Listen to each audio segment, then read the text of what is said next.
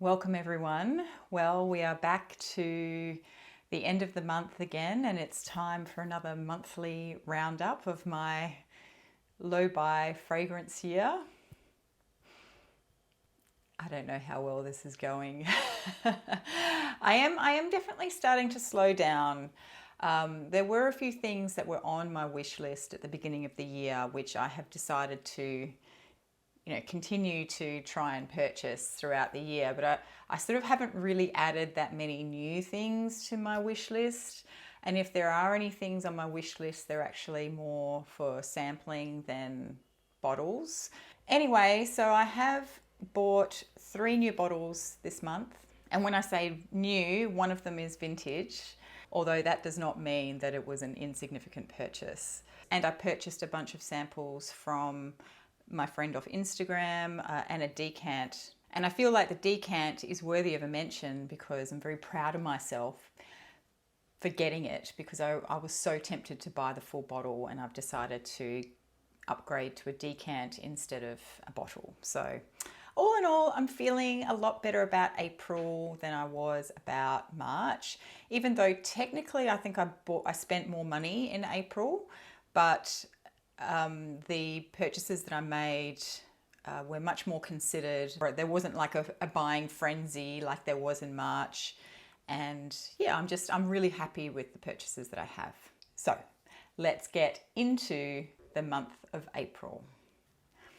So the month of April kicked off with a bang for me because, and in fact, this was the only bottle I was intending to get in the month of April when the month of April rolled around. I knew I already had this in my sights, and I told myself if it was still available come April, I would purchase it. And I think I even waited to the end of the first week of April. So how good am I for my restraint? So the bottle is a vintage bottle of Chanel No. 5. It is it's a 30ml bottle, I think, and it is a post 1951 because it doesn't have the little dot under the number 5.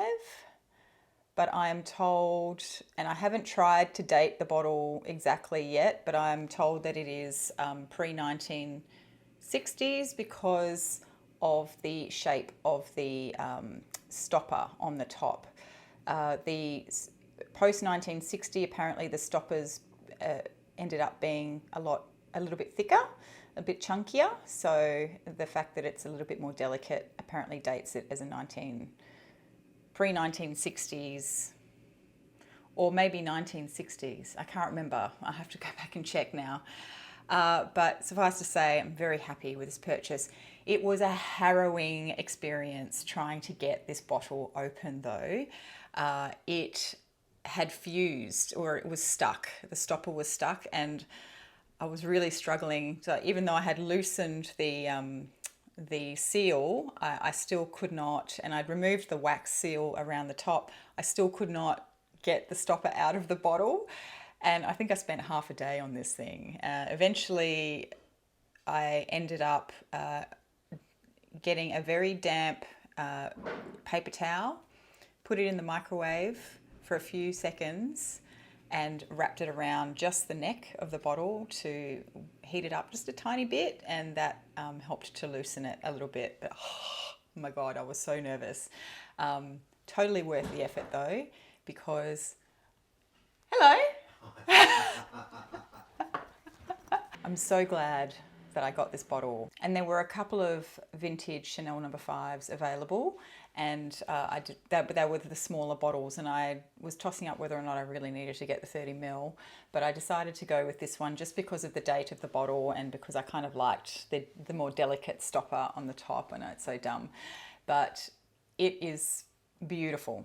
It's really, really nice. I can see why people who didn't like or don't like the current formulation of Chanel No. 5 could love the more vintage version. I really want to do a more in-depth comparison of them later, but suffice to say they are quite different, and I'm sure a part of that is age as well, but really, really gorgeous. Not disappointed with this purchase at all. The next purchase for the month was a blind buy. As I mentioned, I didn't think I could get a sample of it. I did search for samples of it. The only thing I didn't do was post a query in the Facebook groups. And if I had of this person that I bought other samples off during the month, probably would have been able to give me a sample. He probably would have told me. But it wasn't a huge expense, so I decided to just give it a go. Plus, I really liked the bottle, so I was hoping that I would love the fragrance enough to justify having the bottle. It is Izia La Nuit by Sisley. I really like Sisley fragrances, and I already have Sisley Eau de Sisley number 3, which I've talked about several times before. That's the beautiful light. I guess it's a kind of a citrusy floral, but it's got ginger in the top, which is just really refreshing and lovely. There was another perfume prior to this one called just Izia, and I haven't tried that. I don't even know what the note listing is for that. I stumbled across this, I think, because there must have been a Fragrantica article about it or something, or maybe I was looking for, more recent releases just to see what had come out. And this one intrigued me. I liked the bottle. It's a little bit funky, although it gets fingerprints all over it really, really easily. So don't love that about it. It's kind of a dark, fruity floral. And again, I sort of want to have a bit more of a chat about this one on a different video, so I don't want to go into too much detail. But it definitely has a noirness about it. So, the dress up of it is appropriate. But it sort of dries down. It starts out in a way that you think it's going to get quite dark and quite heavy. But it doesn't. It actually stays very light and very wearable. So I feel like this could be an all year round fragrance because of that. But do I love it? Don't know if I love it yet. It certainly isn't a love at first sniff. I do like it though. It's just, I think when I first put it on for the first time, I felt like I had smelled something like it before, but then as it dried down, it got more different. So it is quite unique in that regard. But I think when I first spritzed it on, I was thinking, it feels familiar to me. So I don't dislike it. I actually quite like it. It's just I don't know if I really, really love it yet. So if I had sampled it first, I'm not sure I would have bought the bottle. But I'm going to play with it some more and see how we go. And then finally, the last purchase for the month was a bit premature because I did not finish my sample of it yet, but I saw a bottle of this going secondhand and, well, new secondhand. I think the person had bought it and had said they'd only sprayed it once or twice, and indeed the bottle is full. So I'm happy about that. But when I saw this come up, I knew I wanted to get it because A, it wasn't full price, and I knew that I ultimately wanted a bottle of this. So when I saw it come up, I just thought I'm going to grab it. And it is Opus IX by Amouage. I've been sampling this for a couple of months because I bought the Amouage library collection sample set a little while back. And yeah, this one I really, really loved. So that's the bottle in its packaging. It still even has the little thingy on it. So it's basically new. And I'm going to try and get it out of I haven't actually taken the bottle out of the box yet. And so it has this little stand. And then, yeah, I probably didn't really even need to take it out of the stand.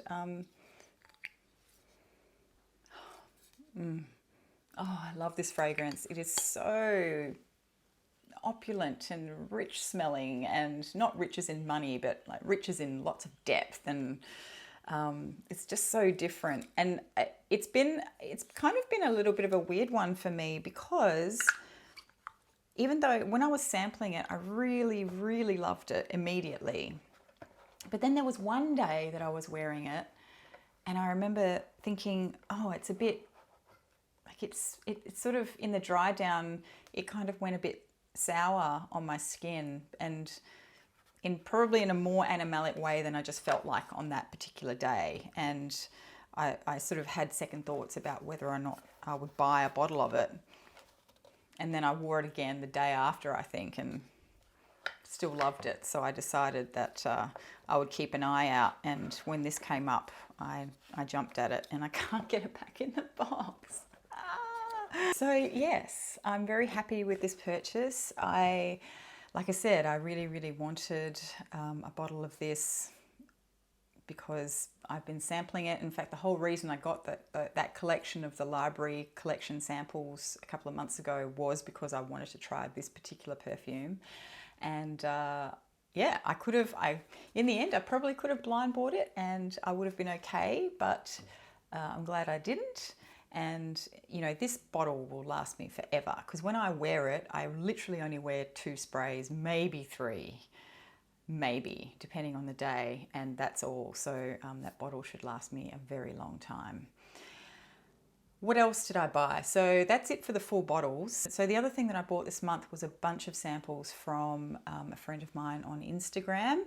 He's actually from my hometown, so I'm really hoping that the next time I get to go home, I can arrange to catch up with him. I just think that'd be so cool. I posted on one of the Facebook groups that I wanted a decant of Memoir Woman by Amouage. I really wanted to buy a full bottle or even a secondhand bottle, but no one was selling a bottle, and in the end I was happy. I decided I was happy with a decant because I'm not really wearing it a huge amount at the moment anyway. So we're still not quite in the dead of winter, and I thought this would give me an opportunity to give... I was kind of a bit on the fence with it. It is a bit of a weird one because some days I don't love it, other days I really love it. So I'm trying to decide whether or not I love it enough whether those days outweigh the days that I don't love it. So I thought a decant was probably a sensible thing to do. And so he sent me a 10ml decant of Memoir Woman, and I'm very happy to have this, which I paid for, obviously. And then at the same time, he said, well, here's my Fragrantica wardrobe. Do you want to pick something else, you know, that you might want samples of, and I can just send you some samples. So I did that, and I got a few samples of things from him. He also threw in a sample of the Demi Rawling fragrance, which I actually don't mind. It's not groundbreaking, and I don't love it, but because it is a gourmand fragrance at the end of the day, and I'm not a huge gourmand lover, but I actually quite liked it. I thought it was very pleasant, and I thought she did a good job of not making it too cakey and too sickly sweet. I think in the dry down, the coffee in it, strangely, just the coffee and the caramel combination got a bit too much for me in the dry down. I kind of got sick of it after a few hours. But for all the people saying that it didn't last very long, it lasted a long time on me. So in fact, longer than I wanted it to. But all in all, I thought it was a pretty good fragrance. So there you go. That's my little mini review of Minuit et Demi. Okay, the other one he gave me a sample of was 1845 Rose, which I've been lusting after. He's given me a sample of Iris Silver Mist and a sample of the Hedonist, which is one that I was curious about probably about 2 years ago. So I'm curious to try that one. And I have had a little bit of a spritz and it's quite smoky, so interesting. And then and the other thing I asked him for was, I've been seeing lots of posts on Instagram about the Celine range of fragrances, and I've never tried any of them. And then Emma recently sent me a sample of Paris Dans, which I'd forgotten about. So I asked him if he could pick a couple that he liked and just, you know, maybe recommend a couple for me to try. And he said, well, actually, I've got the Discovery Kit. So I've just been sort of playing with these. I'm really excited to try these. Some of them are really nice. The one that I wore the other day was, which one was it?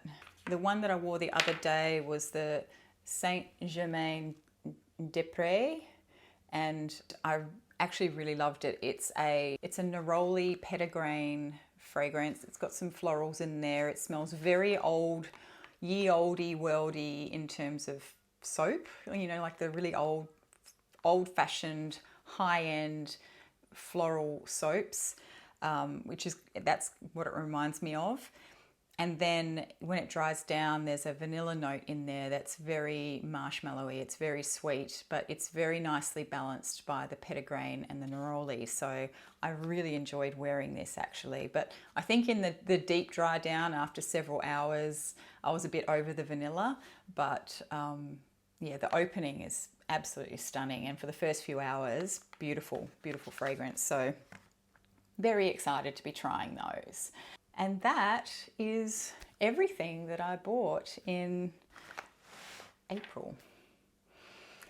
So again, it wasn't a cheap month because the Chanel and the Amouage just blew it out of the water really. A big month, lots of things came this month that were very exciting. But of course, if I'm going to add new things, I have to dispose of old things that I'm no longer wearing. And I do have 4 that actually, when I first sat down to look at my wardrobe and go, oh, what am I going to get rid of? I was sitting there staring at them going, oh, when my eyes fell onto these, I just went, you know what?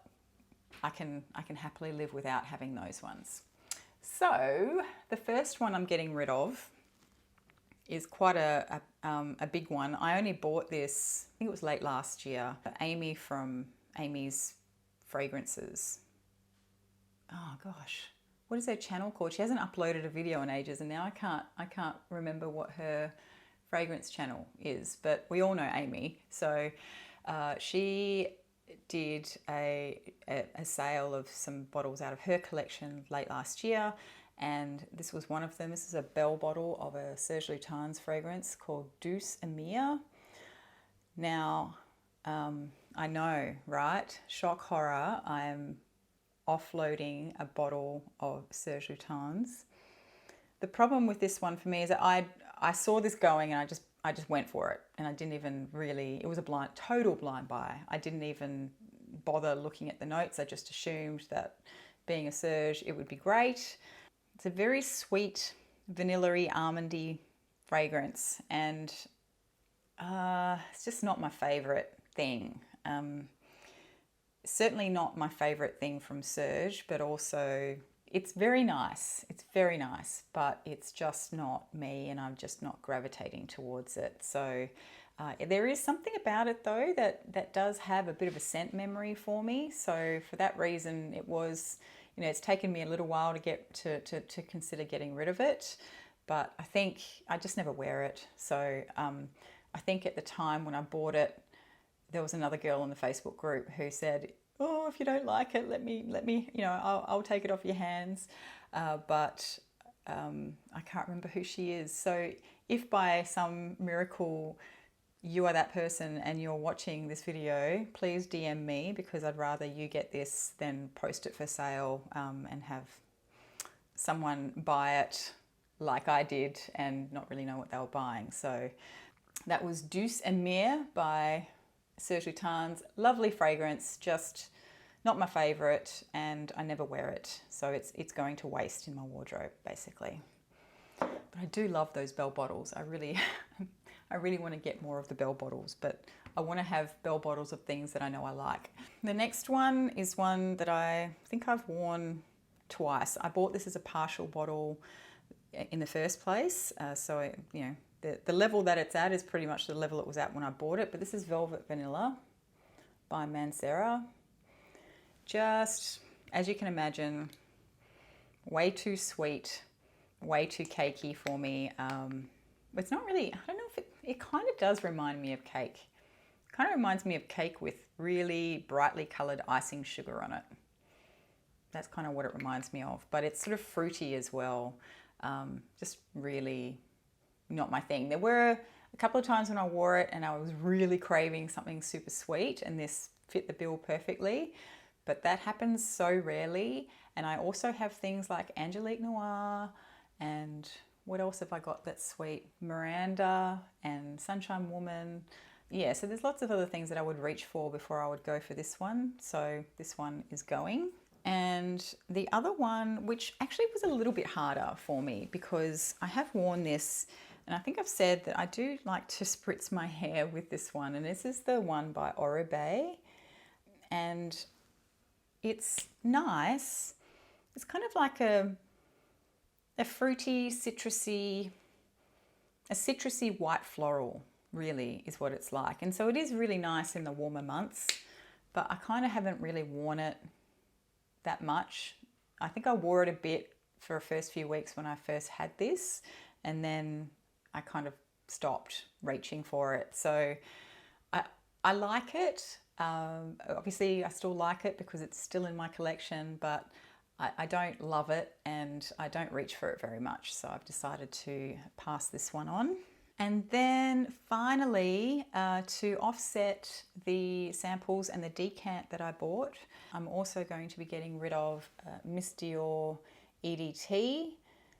This is another one that I blind bought a while back. I bought it secondhand. It's just way too sweet for me. Way, way, way too sweet. It's very pretty, but just not me at all. So yeah, this one is going to go, and I never reach for it, so I'm not going to miss it, even though I do love the bottle. So there you have it. That is my month of April, the things that have come in and the things that are going out. Honestly, I feel like April was a really big month. I'm so happy with everything that I got in April. And you know, this Celine Discovery Kit is just going to keep me going, and I've got so much to play with. So thank you, Nicholas, so much for your generosity. I'm really, really excited to try the rest of them. So yeah, that's it for April. Hope you enjoyed that. Let me know what you've been sniffing in April and what things you've been tempted to buy or have bought. Oh, and I forgot to mention too that all of the fragrances that I declutter, if I'm not giving them to somebody that I know or whatever, they will be listed on my Depop, which I will include a link to down below if you're interested. I can only ship to Australia, so unfortunately if you're international then I'm sorry. But I will also have, I still have a backlog of things that I decluttered from last year that are still sitting here because I haven't found a way to get rid of them. So I'm going to post them on Depop as well, because then they can just sit there until they're sold. Whereas things like eBay, you know, the listing only stays up for a certain amount of time and you have to keep relisting it. So if you want to check out the Depop link to see what else is there, I'll be uploading those this weekend, which means by the time this video is up, hopefully everything should be up and you'll be able to see what else is available. And now that Matt's back, we're going to go have some brunch and a coffee up the street with the dog. So I'm going to leave it there. Thanks so much for watching. I'll see you soon. Bye.